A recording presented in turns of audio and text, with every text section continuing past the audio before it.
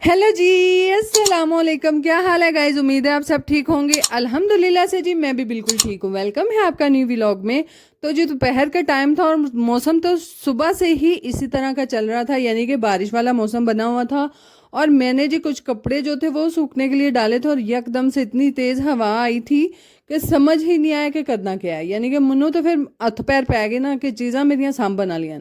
तो खैर बारिश का मौसम था, इसीलिए सारी चीज़ें जो हैं वो संभालनी थी। मैंने फिर जी उठ के और सारी चीज़ें जो थी वो संभाली, क्योंकि हर चीज़ को एक अच्छे तरीके से मैनेज करना वो भी एक ज़रूरी काम होता है।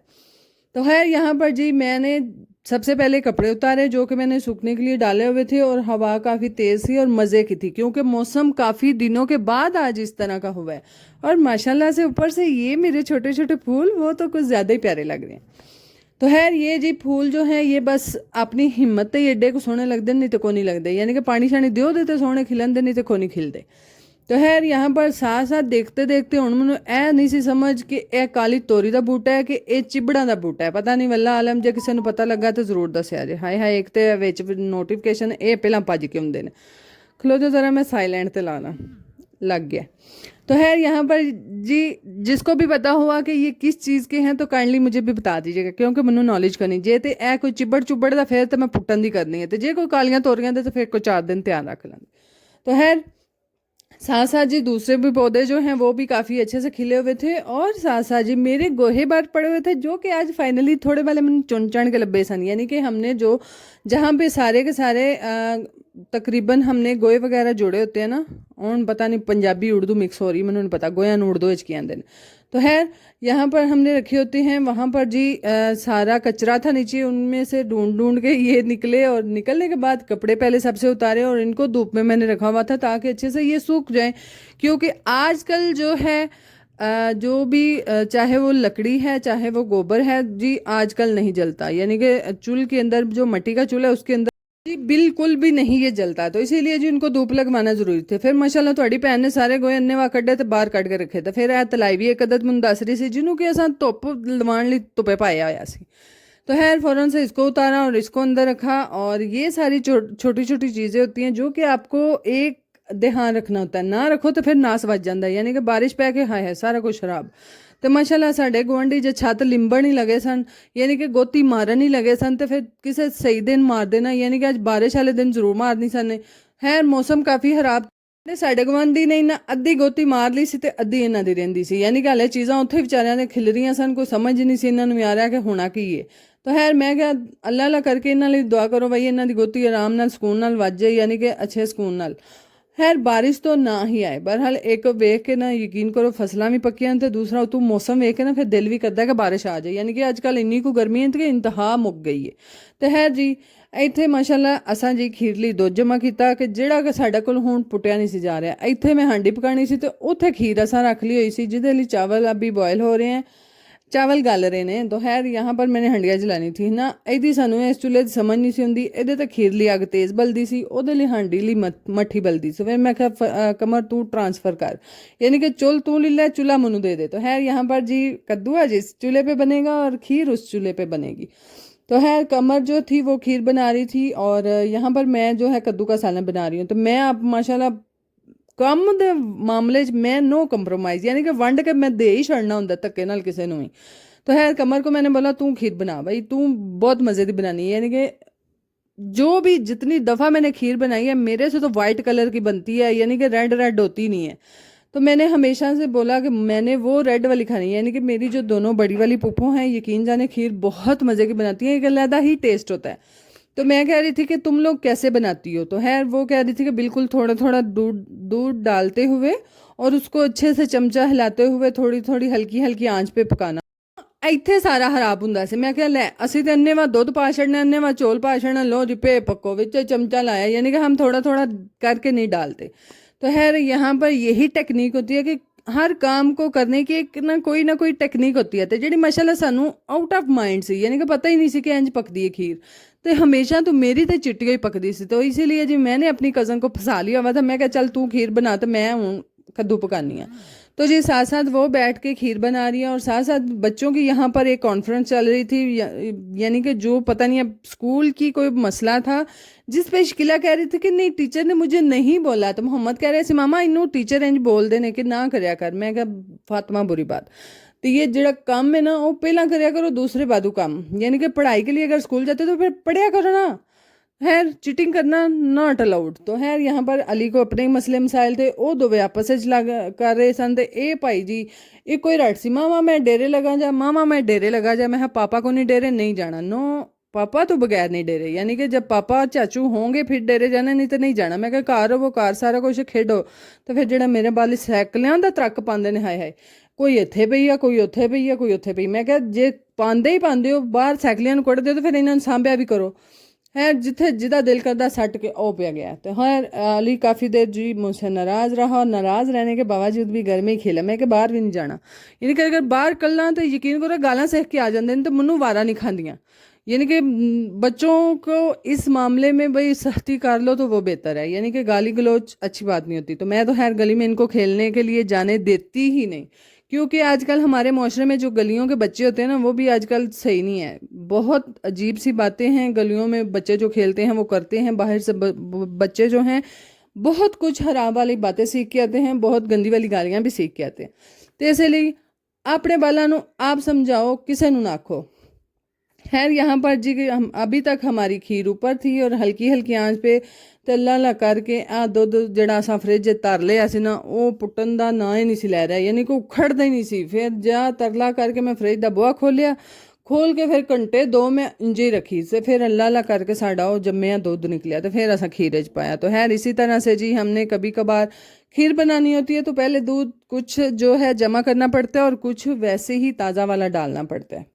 फिर माशाल्लाह मैं हर काम में लत्त फसा ली हुई सी, तो मैनू आप नहीं सी समझ आ रही मैं कटनी किवें में। यानी कि एक लत्त मेरी हांडी हल सी तो एक अंदर सी, यानी कि फ्रिज मैंने ओपन की थी, जाहिर है अगर फ्रिज खुल गई है तो अब साफ़ करने के बगैर मैंने जाने नहीं देना। तो मैं इत्थे इन्ना को तुहानू घुमा छड़िया सी ना, तुहानू भी नहीं पता लगा मैं कितना तुहानू घुमाया। तो खैर फ्रिज को साथ साथ साफ़ करना था और साथ बर्तन धोने वाले थे, ये छोटे मोटे काम थे जो कि बहुत करने वाले थे। और साथ साथ जी यहाँ पर हमारे हमसायों ने मुझे दिए थे चावल के बाजी आप हमें बना दें, क्योंकि उनकी जो घर में सिस्टर है बड़ी, वो उसके हाथ पे कट लगा है शीशा, उसके हाथ गहरे वाला जख्म है, तो इसीलिए उससे चावल नहीं बने। और दूसरी जी उनके साथ साथ एक बहुत टेंशन है, यानी कि हमारे हमसाए यकीन करो जितने भी साढ़े हमसाए ने है तो सारे ही साढ़े हक तो बहुत बेहतर ने। बहरहाल जी ये हमसाए नो डाउट यकीन करो मैं कहनी इन्ना को एहसास कर देने ना साढ़े मामले च, तो है जो एहसास करे उसका करना भी चाहिए। तो बाकी इनकी जी अब्बू की तबीयत काफ़ी ख़राब है, यानी कि पहले उनको एडमिट किया यहाँ हमारा जो वज़ीराबाद का डायलॉजी दिल वाला अस्पताल है वहाँ पे, फिर उन्होंने गुजरात भेज दिया, यानी कि उनके अब्बू की कंडीशन काफ़ी ख़राब है। काइंडली जो मेरे भाई बहन सुन रहे हैं उनके लिए स्पेशल वाली दुआ कीजिएगा, शायद किसी की आमीन में किसी की दुआ में उनके लिए शफा हो। तो खैर काफ़ी टेंशन में है, छोटी छोटी बच्चियां हैं, ज़ाहिर है वालदा उनकी उनके अब्बू के साथ है वहाँ पर गुजरात, बड़ा भाई भी वहाँ है। तो यहाँ पर यकीन जाने मैंने अपनी आंखों से देखा है, हालांकि छोटी सबसे सिस्टर जो उनकी छोटी है वो तकरीबन 12-13 साल की है। अब 12-13 साल की बच्ची यकीन जाने इस हद की टेंशन में है कि ना वो सुबह कुछ खा रही है ना दोपहर को खा रही है, और जब भी देखे उसकी आंखें नम होती हैं। यानी कि वालिद हर एक बेटी के लिए एक अजीम रिश्ता है, एक अजीम यकीन जाने मैं तो कुछ वालिद के बारे में कह भी नहीं सकती। अल्लाह ताला ने इतनी बड़ी नेमत से हमें नवाजा है। तो है वालिद के लिए हर एक बेटी अपना जज्बात अपने एहसासात वो तो अलहदा रखती है। बहरहाल जी इस हद तक मैंने कभी सोचा नहीं था, यानी कि दोनों बहनें घर पे हैं और कुछ पका नहीं रही कुछ खा नहीं रही। हालांकि जब भी हमारे घर आती है मैं तभी कहती हूँ कुछ खा लो कुछ पी लो, नहीं अगर बन रहा तो मुझे दो, मैं बना देती हूँ, रोटी बना देती हूँ। है कभी ज़रूरत पड़े तो कह भी देती हैं। बहरहाल मेरी पूरी कोशिश होती है कि ये सारे काम जो है मैं उनको कर दूँ, यानी कि उनको अपनी अम्मी की खास तौर पर कमी महसूस ना हो। ये ना हो कि अगर अम्मी घर पे नहीं है तो हमारा साथ किसी ने दिया। और हमसायों का पता ही जी इस माहौल में इस तरह के हालात में पता चलता है कि कोई कितना किसी का साथ देता है। और अल्हम्दुलिल्लाह अल्लाह का लाख लाख शुक्र है कि हमें इस तरह के हमसाए मिले हैं, यानी कि हर वक्त यकीन जाने मेरे लिए भी उन्होंने कभी कंप्रोमाइज़ नहीं किया। मैं जब मेरे बच्चे पैदा हुए थे तो आंटी मेरे साथ जाती थी, ہر مشکل میں ہر کام میں میرا ساتھ دیتی تھی. میری ہاتھ پہ بھی ایک دفعہ کٹ لگا تھا تو آنٹی نے میرا پورا سپورٹ کیا, یعنی کہ میرے گھر پہ آ کے مجھے آٹا گوندھ کے دیا, مجھے برتن دھو کے دیے اور ساتھ ساتھ مجھے روٹیاں بھی بنا کے دی تھی. تو میں کہتی ہوں آج کے دور میں اتنا بھی کسی کے لیے کر لو نا تو وہ بہت زیادہ ہوتا ہے, اور اس احسان کو, اس نیکی کو آپ کبھی نہ بلاؤ. تو خیر اسی کو مد نظر رکھتے ہوئے میں ان کا کہہ رہی تھی کہ ظاہر ہے اگر وہ ہمارے ساتھ اچھے ہیں تو ہم بھی ان کے ساتھ اچھے رہیں. تو خیر باقی ہماری بھی دعا ہے, آپ سب میرے بہن بھائی ہیں, آپ بھی کائنڈلی ان کے لیے دعا کیجیے گا, اللہ پاک ان کے ابو کو صحت والی زندگی والی, تندرستی والی زندگی دے, اور اللہ تعالیٰ شفا کے ساتھ وہ اپنے گھر میں خیر خیریت سے اپنے بچوں کے ساتھ آئیں.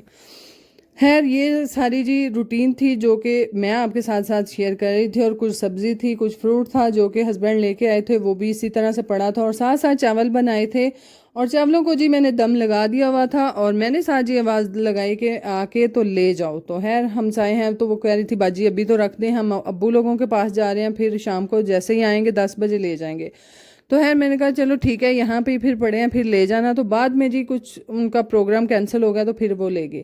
تو خیر یہاں پر میں نے تو فریج صاف کی, فریج سے پانی نکلا تو میری تھی ماشاءاللہ میرے نال بھرپور میری مدد کرتے ہوئے. میں کہہ رہی ہوں بچیاں نو آئندہ ہلاؤ, یقین کرو کچھ لوگ بہت برا اس بات کو لیتے ہیں کہ لے ہوں بالاں کو کم کراندے نے, بالاں تو ظلم, یہ چیز نہیں ہوتی. اگر بچوں کو ہم اپنا بچپن میں ساتھ ساتھ کام کروائیں, ایک تو بچوں کو عادت ہو جاتی ہے, اور دوسرا جو ہے آپ کے بچے احساس کرتے ہیں.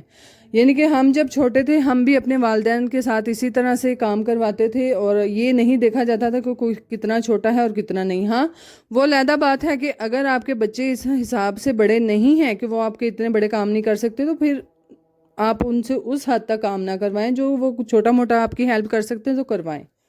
یہاں پر کھیر بن رہی تھی, اور کھیر میں بادام نہ ڈلیں یہ کہاں لکھا ہے. تو خیر یہاں پر میں ساتھ ساتھ بادام جو تھے وہ نکالے, اور نکالنے کے بعد ان کو اچھے سے گرم پانی کے اندر ایک چھوٹا سا بوائل دے لوں گی تاکہ اچھے سے ان کے اوپر سے چھلکا اتر جاتے. میں ان کو کمکوسا, میں تو بار بار کہہ رہی سا کمر انجے پا لیو کوٹ کے, تو کمر کہہ رہی نو کمپرومائز, وہی اگر بنا رہے ہیں کھا رہے ہیں تو اچھا کھاؤ. میں کہ نہیں کدی کدی کاچا ماچا مار لینا چاہیے. تو کہہ رہی تھی نہیں تو بوائل کر کے لیا بس, جڑا میں تینوں کام آخیا تو کر. میں کہا چل آج ریسپی تیری ہے وہی تو ہی بنا. تو خیر یہاں پر جی باداموں کو اچھے سے بوائل دینے کے بعد میں نے ان کو پانی ٹھنڈا ڈالا, پانی ڈالنے کے بعد ان کے اوپر سے میں نے اچھے سے اتارے چھلکے اور باریک باریک کٹ کر کے دیے. تو ماشاءاللہ ایتھے میں کھیر کھان دے بانے میں 2-3 بار لئی, میں کہنی تیرا میٹھا ہی نہیں ایڈجسٹ ہو رہا, یعنی کہ تھوڑا اور پا تھوڑا اور پا. تو ایسے بانے میں 2-3 بار لے کھا دی, یعنی کہ کھیر تو مزے کی تھی. خیر یہ کوئی پابندی نہیں کہ وہ دے نہیں تھی, اور ماشاءاللہ سے یہاں پر ریڈ نظر آ رہی ہے, یعنی کہ پنک. تو خیر کھیر تو مزے کی بنی. اگر آپ لوگوں نے کھانی ہے تو اپنے گھر پہ بنائیں اور خود کھائیں. تو خیر یہاں پر جی یہ ایک عدد کیٹو جہدے تو میں بڑی تنگ ہاں, یعنی کہ مجھے سمجھ نہیں آتی میں تنگ ہاں کہ میں کی ہاں. میں ہے اس حساب دا نا جی, یہ اس نے پچھلی دفعہ بچے دیے تھے تب یہ ہمارے گھر آتی تھی, اور آ کے میں اس کو دودھ وغیرہ روٹی سب کچھ دیتی تھی. بہرحال اب اس کے بچے ہیں تو وہ ہمارے گھر آ کے پارٹی کر جاتے ہیں. میں اتنا تنگ ہوں, میں کہ توں اگو پھر انجے سان تنگ کرنا ہے. تو خیر جانور ہیں ان کو ایک حرص اور امید ہوتی ہے, تو کافی دیر بیٹھنے کے بعد پھر منو آپ ہی طرح سے آیا تو میں پھر دودھ دیتا. میں کہ لے پی جا موج کر. باقی جی دعا میں یاد رکھیے گا, اپنا خیال رکھیے گا. اللہ